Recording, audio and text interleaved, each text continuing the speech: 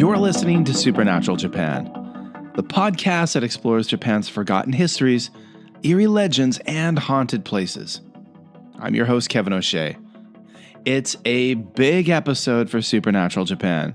It's number 100, everyone, and I couldn't think of a better way to celebrate 100 episodes than to ask our regular contributor, Japan-based writer, explorer, and guide, Philip Jackson, to come back on the show.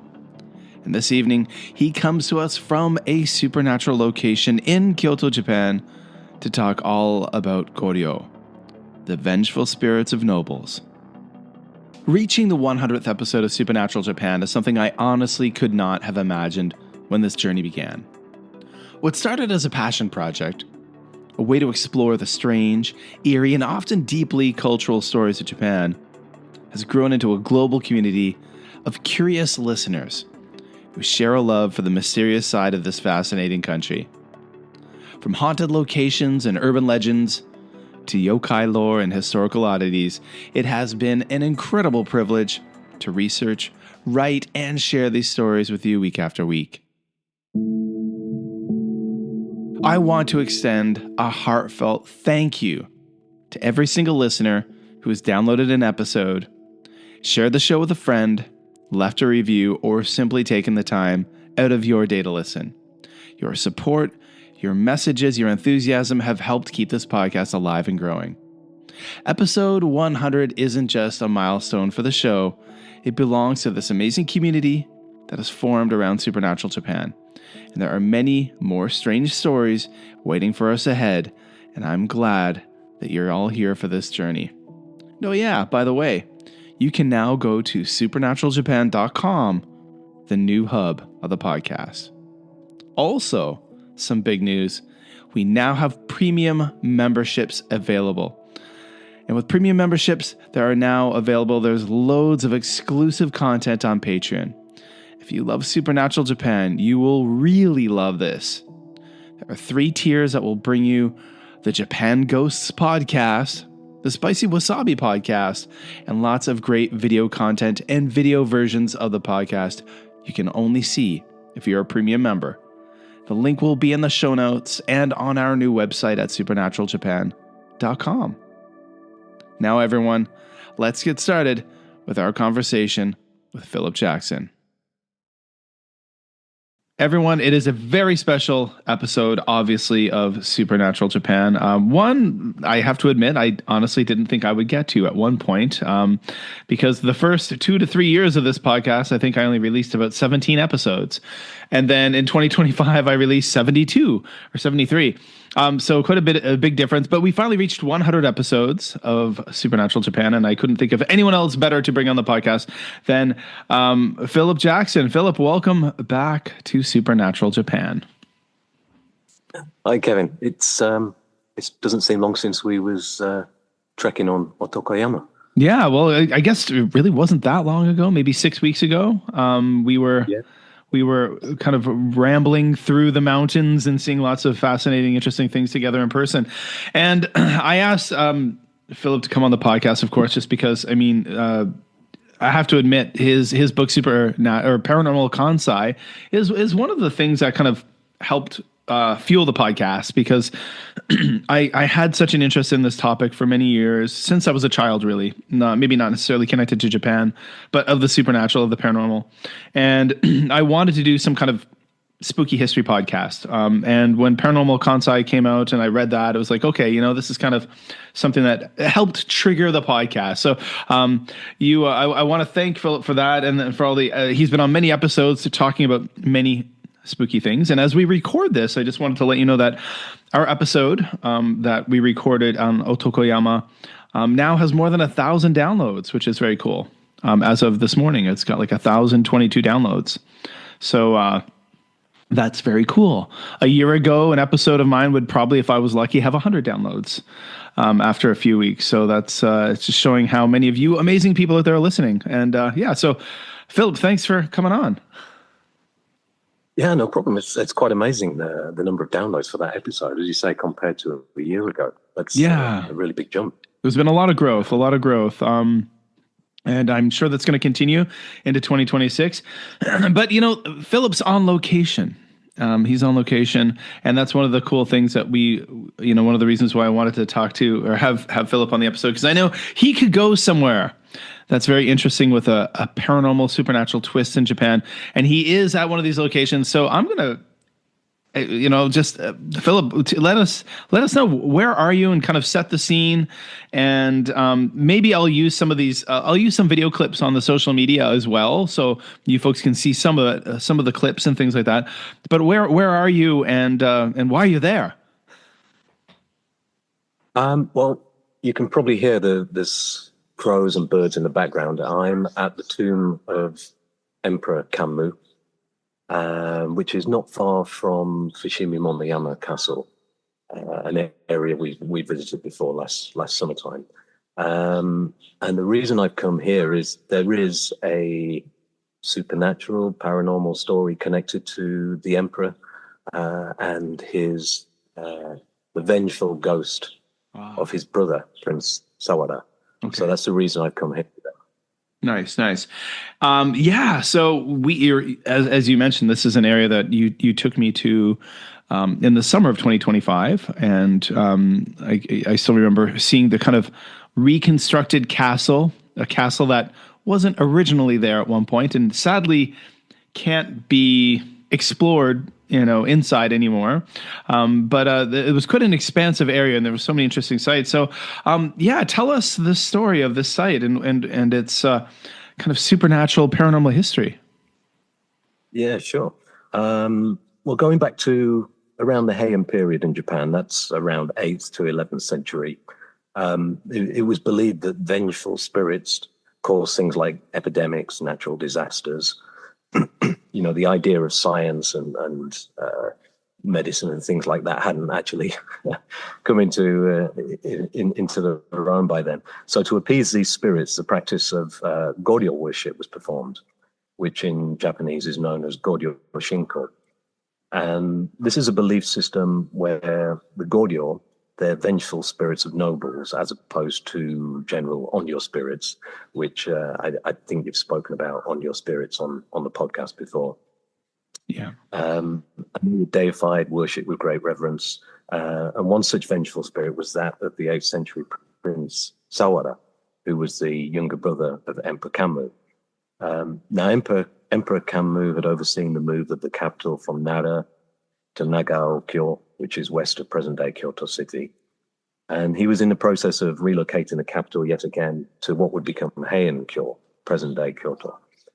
And during this process, though, one of his advisors, a man named Fujiwara no Tanetsugu, was assassinated. And Prince Sawada was accused of being a co-conspirator. He denied the claims to this, but his punishment was to be exiled to Awaji Island. And in protest of this, he decided to starve himself en route and starved himself to death. So he never actually made it to the island, and he never actually got his punishment in that respect. But after the death of Prince Sawada, there were a series of events, including disease and flooding around the capital. And this was followed by the death of Kanmu's wife, Empress Otomono, along with other families. And also the emperor's son became sick. And these events were all blamed on the vengeful Goryo spirit of Prince Sawada. So to appease the spirit, Prince Sawada was posthumously cleared of the charges laid against him. And he was later granted the title of Emperor Sudo. Okay. And his spirit was then enshrined in a place called Sudo Shrine. So in Japan, there are 8 Goryo spirits. Prince Sawada is being one of them. And ceremonies are performed even today to appease them. And the idea is that they try to turn their vengeful thoughts to being actual guardian spirits. But the idea is if they stop doing these ceremonies, then the Goryo spirits will again turn their powers to more epidemics and causing havoc and death and destruction. Wow. And so the location, right now, the location you're at, that's got a connection to this story. Yeah, this is the tomb. I'll just stand up, turn around with the camera. So then, if you needed to use any of the video, this is the tomb of Emperor Camus. So this is where, in order to appease his vengeful spirit, he was granted emperorship, so to speak, and this was his tomb. Wow. Yeah. Let's walk over to the main entrance of it. So these tombs are all very similar in design. We went to the tomb of Emperor Meiji last year, and it's very similar in design. Wow. And I will share some of this, everyone, on social media. Absolutely. So go and make sure you follow that. So it's really interesting, the power of the place. Like right now you are in one of these places that is connected to these tales, these stories, this history. I think I've just finished having a fantastic conversation, right? As same day we're recording this on Sunday, the 15th, I've just uploaded my episode called The Ghosts of Southern Gothic, where I chatted with Brendan Schexnayder of Southern Gothic, and he talked about the power of places. Because his podcast is very regional, it's about the southern United States, and since he's based in Nashville, Tennessee, he is able to go and visit many of the spots that he does podcasts about. And going to these spots often adds kind of a special kind of impact or powerful aspect of things for him. He's not recording at those locations, but he researches about them, reads about them, and goes to visit them often. And he was saying how that can really, really bring these tales home and make them feel more real. I think they do. You definitely get a sense. You're standing there. You know about what happened, and you're standing in the location where these stories actually took place, where history took place. Yeah. And you have the crazy thing is, like, where you live, where you're based, there just seems to be an endless amount of these places. Yeah. I mean, my back garden, so to speak, is a woodland, which is we mentioned in this story that the king's the emperor's advisor was one of the Fujiwara family, and right behind my house is one of the tombs of one of the Fujiwara family. And Nogi Shrine, the haunted public toilets of Nogi Shrine, which we visited. Yes, we did. Yeah, and also not too far away is a place called Akechi Yabu.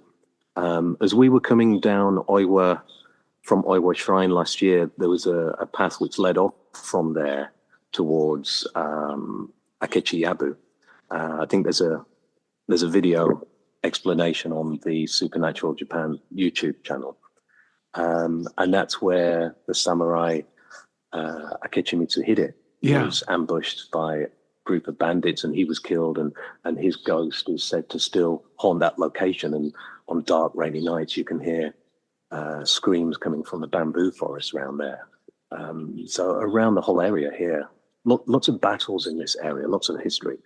So whenever there's history and battles, you know that there's some ghostly stories connected to it. Absolutely. Yeah. And that's, I need to visit that place at some point too, that you were just talking about. And that's what, and actually now after talking with these different things and the history connected to it, after even discussing this or mentioning some of the places with my son, he wants to come along next time. He's like, Dad, you got to bring me along next time. Cause he found out that we actually, kind of looked over the site where the Battle of Yamazaki happened. He was like, what? He's like, Dad, I've read about that like many times. You were like that place. I'm like, yeah. And he's like, Dad, I got to come with you next time. So, and it's interesting because, I just finished reading a short history of Japan by Christopher Harding, who's a very well-known British Japan expert, and reading about the whole, the Heian-kyo era, Nara, when that changed over to Heian-kyo. I mean, it was Game of Thrones. There was just so much drama and intrigue and death and deceit and wildness happening. Yeah, definitely. I mean, some of the battles that have taken place, wars. One example, the Onin War. These are all connected on who's going to take over. The throne, basically. Yeah. One clan, one person, another clan disagreed, or another member within the clan disagreed. You have clan against clan or inter-clan battles. And it was just a bloodbath, Kyoto. Yeah, right. Absolutely. And I mean, obviously Kyoto is such a popular place. Tourists from around the world love to go there. It is a gorgeous place. There's so much history, but I think this is the history maybe many people who are traveling there are very unaware of, but it's super fascinating. And just to point out, as we've said before, you mentioned Kyoto's a busy place. You can see here now, I'm the only person here. I was just going to say that it looks like you're the only person there. There's nobody here. There's nobody here at all. It's a little bit busy around by the castle because last week we had a really cold spell. It was really cold. We had snow. Today it's really nice, 16 degrees. You had a recent episode on Setsubun, so we've moved from winter to spring, cast out the winter demons. And so a few more people are out and about, but this actual location, there's a couple of people just walking up now, but apart from that. But I'm sure those people who are out and about, they're not tourists. They're people there. I'm sure they're locals and probably, or they're local tourists maybe, but,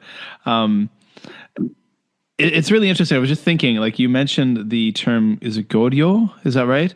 For the Goryeo, yeah. Yeah, and last week's episode, I talked about the Yotsuyo Kaidan, the famed story, the legend of Oiwa, and she was an onryo, which is the vengeful spirit. And often when we talk about ghosts, in lore, whether it's from the UK or Canada or Japan, often, these are spirits who maybe something very bad happened to them. They died suddenly, unexpectedly. Maybe they're kind of caught somewhere. They can't get to the next place. But in Japanese lore, there are so many of these onryo, which are vengeful spirits. And that's what Oi was very much. She wasn't going to just okay, I realize I'm going to die now, but man, I'm going to make this guy's life live in hell. And they have a goal and a focus. It's kind of like, I think of John Wick. John Wick is a man of focus. These are ghosts with a ghosts of focus. And that's an interesting part of Japanese lore. There's so much of this, of the vengeful kind of attitude these spirits have.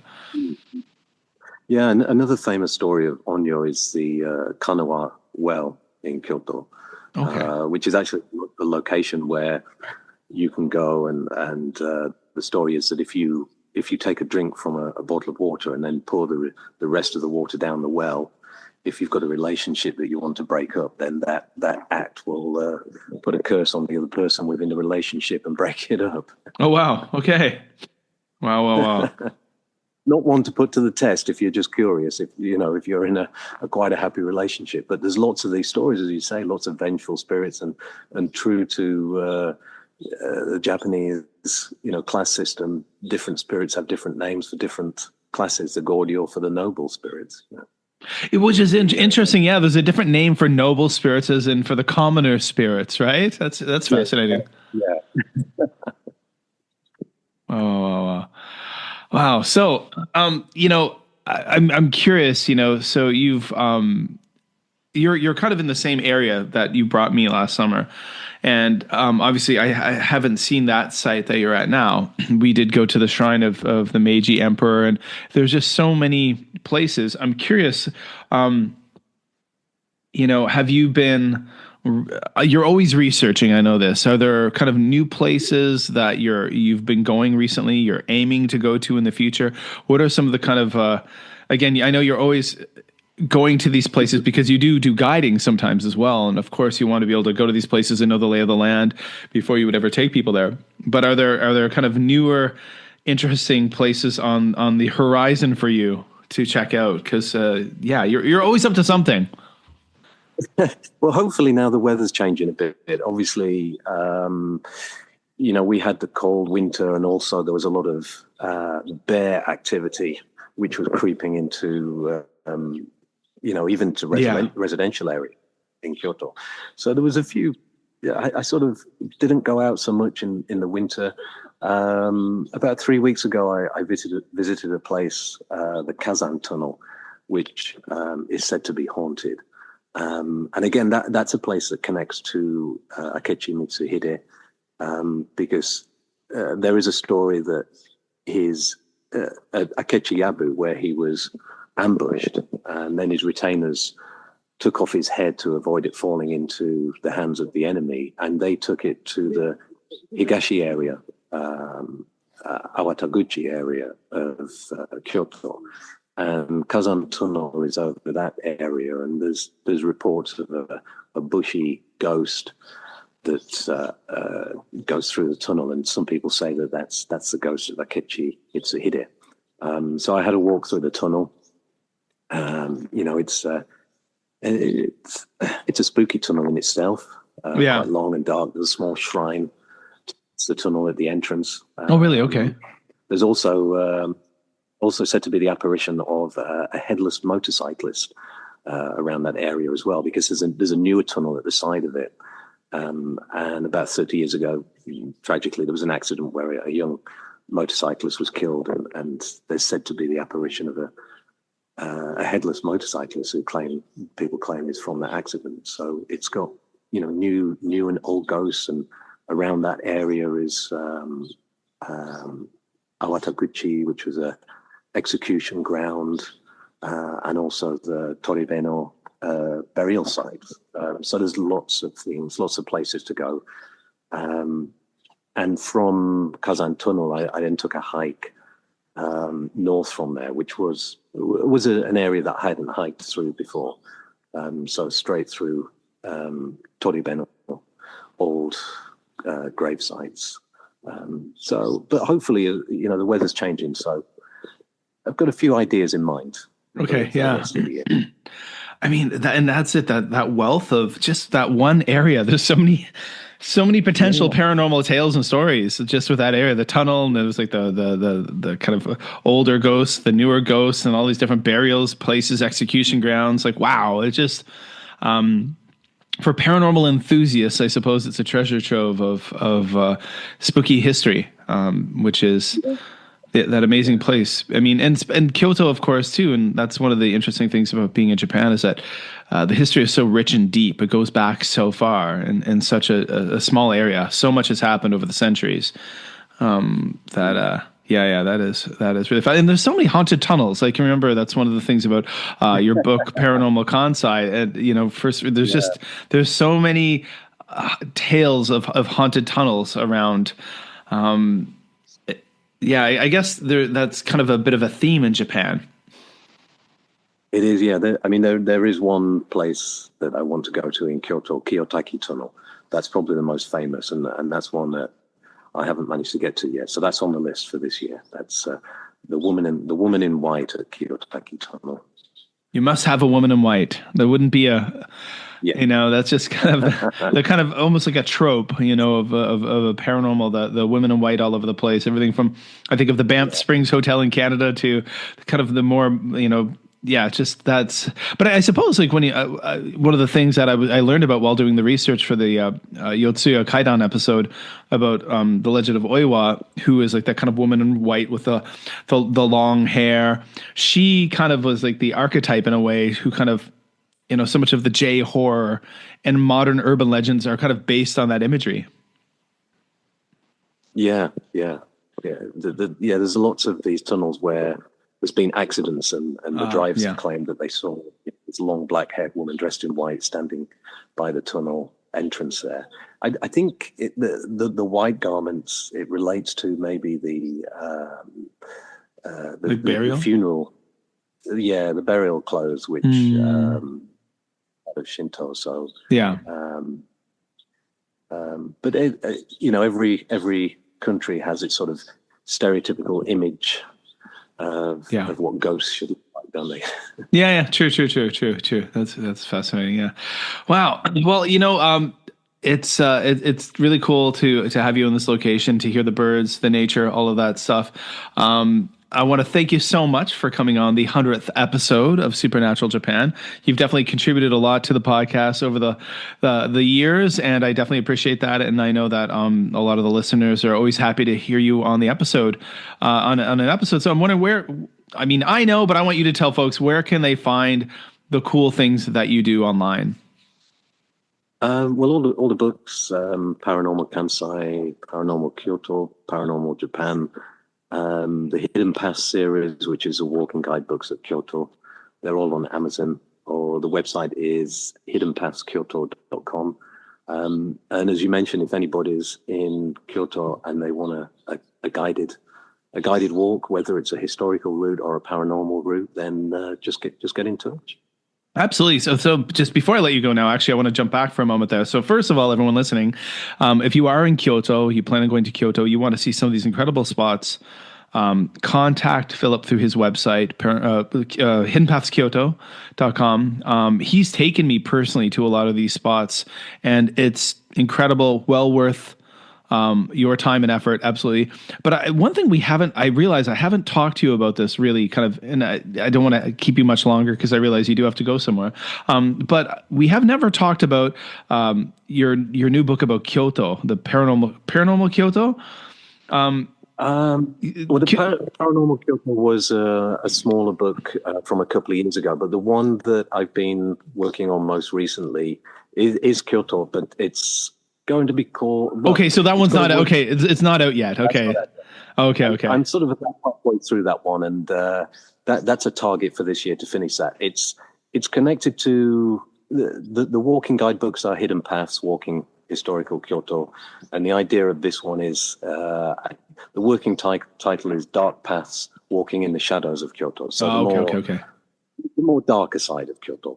Okay, and this is hopefully by have that finished. Okay, that's the one we talked about last summer. I remember when we were in Otsubo-Koen, we talked about that one, about that concept. Okay, cool. Well, so everyone, you go check out hiddenpatskyoto.com and all of Philip's books. And if you need, if you're in Kyoto and you're curious to see this side of Kyoto, this supernatural paranormal side of Kyoto, Philip's your man to take you around. And the amazing thing is, again, you hear on the news, travel news, Japan news again and again about the overcrowding, the over-tourism in places in Kyoto. But that's just a few places. Just everyone tends to go to the same places that become cliched.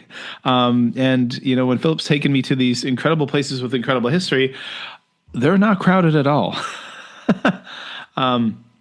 There's no one around often, and you're walking through this incredible history and there's no one there. So I think that makes it even more special and impactful when you realize, wait, this is I'm having this experience to myself, which makes it all that much more, again, impactful and interesting. Yeah. Yeah, definitely. Maybe a bit busy in Kyoto Central today because it's the Kyoto Marathon today. Oh, is it really? Oh, wow. Cool. Back in the day when I was a runner, I always wanted to do that one, but I always heard it was really hilly, you know, for a marathon in Japan. I heard it's a tough course, but that's cool. Yeah, I can imagine. Yeah, nice. Now, right now, to be honest, going down to the end of the road is a tough course for me. But well, that's it. So, Philip, thank you so much for coming on the podcast once again. Thank you, Kevin. It's a pleasure to be on the 100th episode. Congratulations. Well, thanks for listening to Supernatural Japan. If you enjoyed this episode, be sure to follow us on Apple Podcasts, Spotify, or wherever you listen to podcasts. And if you'd like to help the show grow, leave a review and a rating on Apple Podcasts, and a rating and a comment on Spotify, or wherever else you listen to us. It really does make a difference. Follow us on social media, especially Instagram, to see photos of all the things we talked about in this episode. Now, you can now visit supernaturaljapan.com to see all of our social links and our new podcast blog. We're featuring written stories about spooky Japan and news about the podcast, and there's already a few great posts up there right now. And there's a contact form, of course, on the where you can get in touch with me, but you can also, of course, email me at supernaturaljapan@gmail.com. And as I mentioned earlier, premium memberships are now available, with loads of exclusive content on Patreon. If you love Supernatural Japan, you will really love this. There are 3 tiers that will bring you the Japan Ghost Podcast.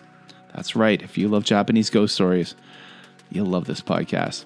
The Spicy Wasabi Podcast, which is all about life in Japan, and lots of great video content and video versions of the podcast that you can only see on Patreon. The link will be in the show notes of this podcast, as well over at our new website, supernaturaljapan.com. Well, that's it, everyone, for this episode of Supernatural Japan. I'm Kevin O'Shea. And I really want to thank you all for taking the time to listen. And no matter where you are in the world, always keep an eye out for vengeful spirits.